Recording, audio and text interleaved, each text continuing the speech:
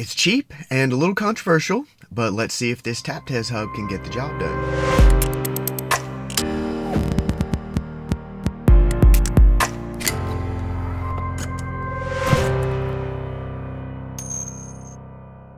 If you're not aware of the drama, this hub was very clearly inspired by Jetta's hub, but it sells for way less.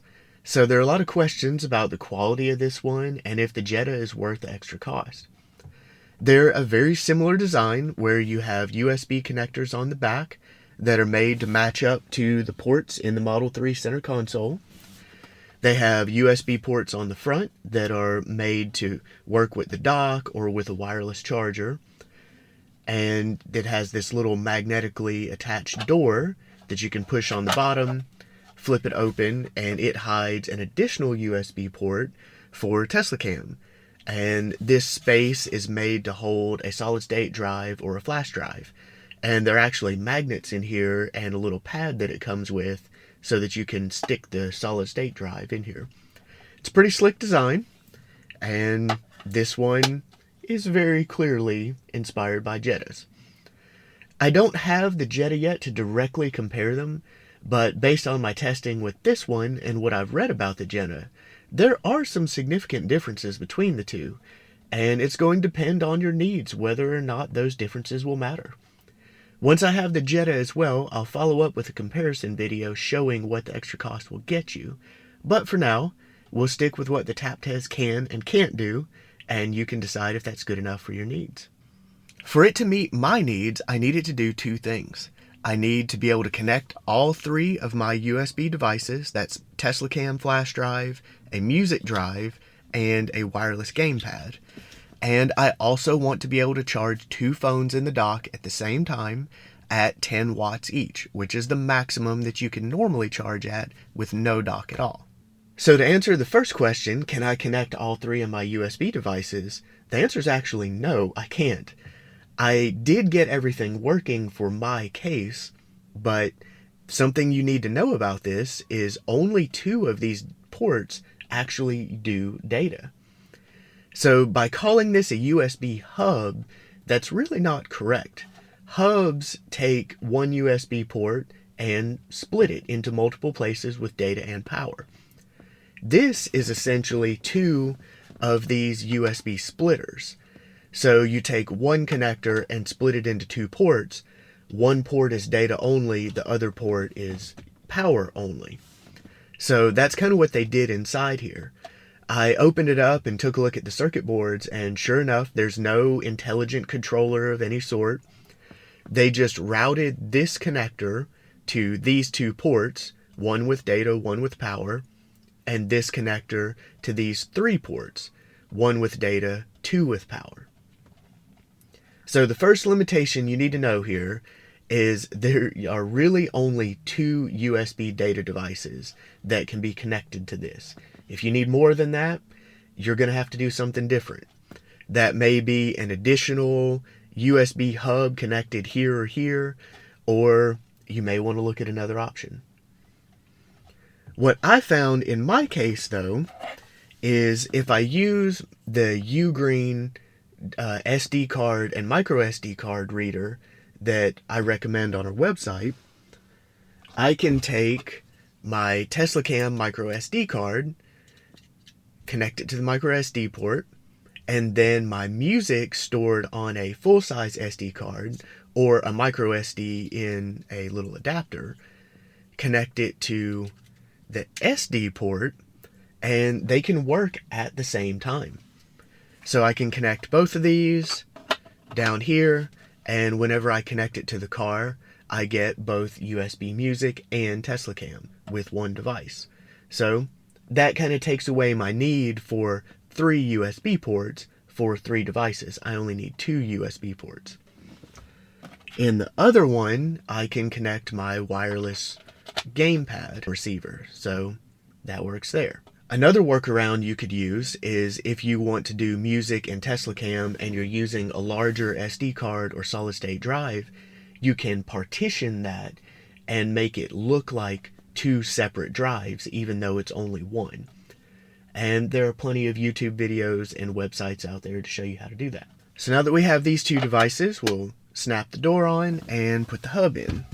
And it's a little tricky to install. You can't see the connectors behind there, so you kind of have to just move it around until you feel it line up.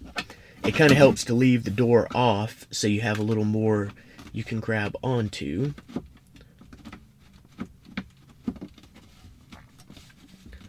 I think I got it in there now. So looking on the screen, USB just popped up, so that's connected, and now Tesla Cam has popped up, so that's connected also. So, like I said, 2 cards in one device, and they both work. If we look over at entertainment, let's see if the gamepad's going. So I have a light on, means it's connected. If I pull up asteroids, let's see.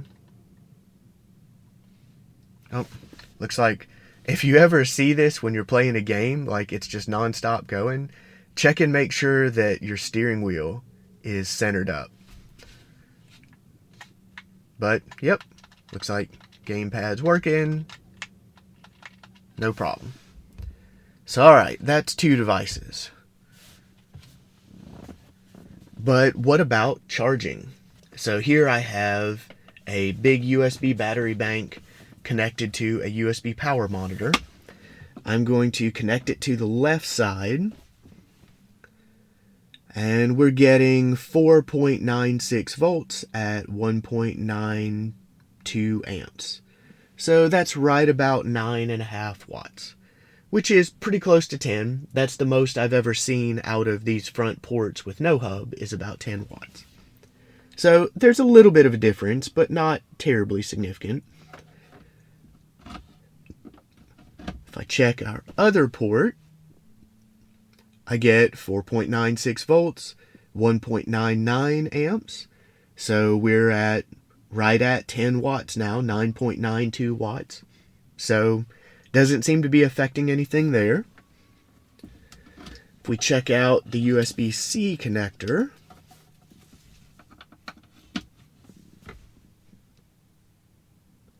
this one I'm only getting 4.78 volts and 1.74 watts. So that drops me down to 8.3 watts. I don't really know why it's doing that. Looking inside of it at the traces on the circuit board, they seem to be the same size everywhere, but I'm getting less output from this USB-C port. So that, and another reason I'll show you, or why I would recommend you just don't use the USB-C port. So if I connect up to the USB-A port, you remember that the USB-A port on the right and the USB-C port on the right go to the same port in the car. And there's no intelligence to distribute power along those ports. So what happens if I connect 2 high-powered devices? Yeah, that's not good at all. There's nothing to tell these devices that they can't each have 2 amps. And so, lights flashing, this isn't on, it's overloading that port in the car. So bottom line, the TapTes hub works, and it's probably good enough for most people's needs if you're not trying to connect 3, 4, or 5 devices to it. Now, the issue with the 2 power ports going to 1 port in the car and no intelligence to manage that, in my opinion, that's just irresponsible. That USB-C connector should not exist on this hub. Thankfully, the Model 3's port seems to be smart enough to handle my limited testing of it, but I'm not pushing it any further. That would be an expensive fix if it messes up that USB port. So, you take the risk if you want to there, but I would recommend just covering that port up with tape so that no one accidentally connects anything else to it. Hopefully the Jetta's hub with the extra smarts in it will handle that situation better. So I hope this helps with your buying decision. If you're looking for a link, we'll have one in the description. And until next time, thanks for watching.